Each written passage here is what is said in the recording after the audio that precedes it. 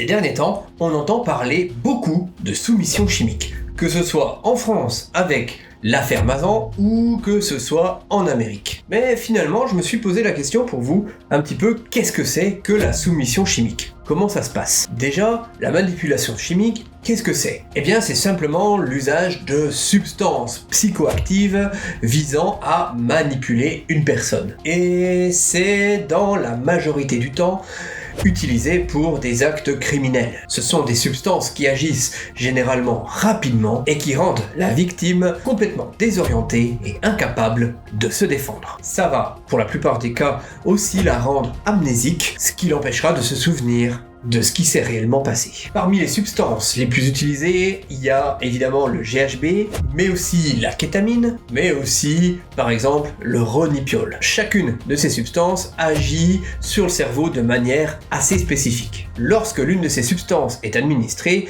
elle agit sur des neurorécepteurs dans ton cerveau. Par exemple, le GHB agit sur des récepteurs qui s'appellent GABA. Il s'agit d'un neurorécepteur inhibiteur qui ralentit ton activité cérébrale. Quand ces substances s'y fixent, eh bien, elles amplifient ce phénomène de ralentissement, ce qui va rendre la personne somnolente, confuse, voire même totalement inconsciente. La kétamine, quant à elle, agit un petit peu différemment. Elle bloque les récepteurs NMDA. Ce sont des récepteurs qui sont impliqués dans la mémoire et la conscience. En les bloquant, eh bien, elle crée un effet dissociatif. Là, la personne va se sentir un peu détachée de son corps, incapable de gérer ses propres actions. Les effets sont désastreux. La personne, la victime, se voit retirer tout instinct de défense immédiatement. Et le pire dans l'histoire, c'est que une fois que l'effet de la drogue se dissipe, il est quasiment impossible de se souvenir de quoi que ce soit. Là, pour le coup, la meilleure défense, c'est la vigilance. Une règle simple en soirée, on ne laisse jamais son verre tout seul. Et en vrai,